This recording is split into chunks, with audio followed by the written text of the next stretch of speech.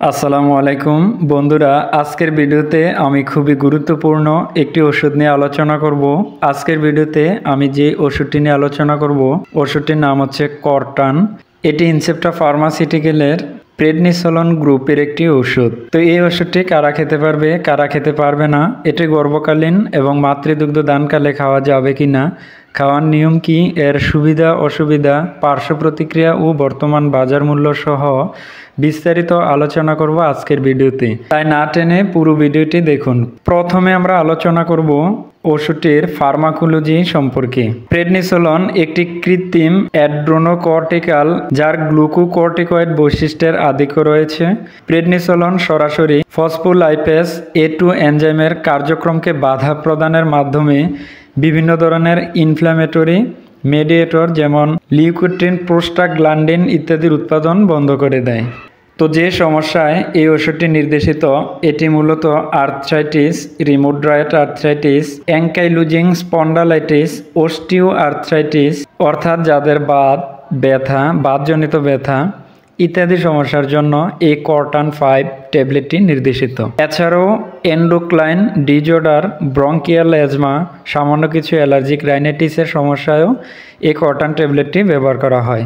এখন আমরা জানব ওষুধটির খাওয়ার নিয়ম সম্পর্কে। প্রাপ্তবয়স্ক রোগীর ক্ষেত্রে একটি করে ট্যাবলেট দিনে 2 বার, বয়স এবং রোগের মাত্রার উপর ভিত্তি করে এই ওষুধের ডোজ কম বেশি হতে পারে। তাই এই ওষুধটি সেবনের পূর্বে একজন অভিজ্ঞ ডাক্তারের পরামর্শ নেবেন। এখন আমরা জানব ওষুধটি গর্ভকালীন এবং মাতৃদুগ্ধ দানকালে খাওয়া যাবে কিনা। গর্ভকালীন এবং মাতৃদুগ্ধ দানকালে করটান 5 এই ট্যাবলেটটি খাওয়া উচিত নয়। তো বন্ধুরা, প্রতিটি ওষুধের কিছু না কিছু পার্শ্ব প্রতিক্রিয়া থাকে।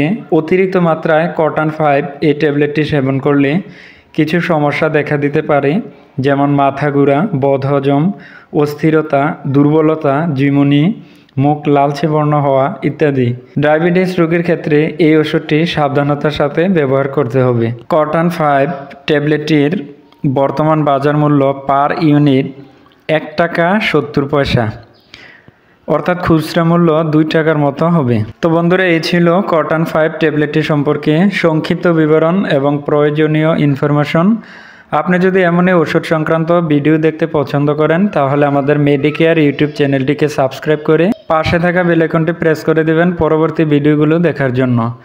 আর ইতিমধ্যে যারা সাবস্ক্রাইব করেছেন তাদেরকে অসংখ্য ধন্যবাদ। ওষুধ সবসময় শিশুদের নাগালের বাহিরে ঠান্ডা ও শুষ্ক স্থানে রাখবেন এবং ফার্মেসি থেকে ওষুধ ক্রয় করার সময় অবশ্যই ওষুধের মেয়াদ দেখে ওষুধ ক্রয় করবেন। দেখা হচ্ছে পরবর্তী ভিডিওতে। সবাই ভালো থাকবেন, সুস্থ থাকবেন। আল্লাহ হাফেজ।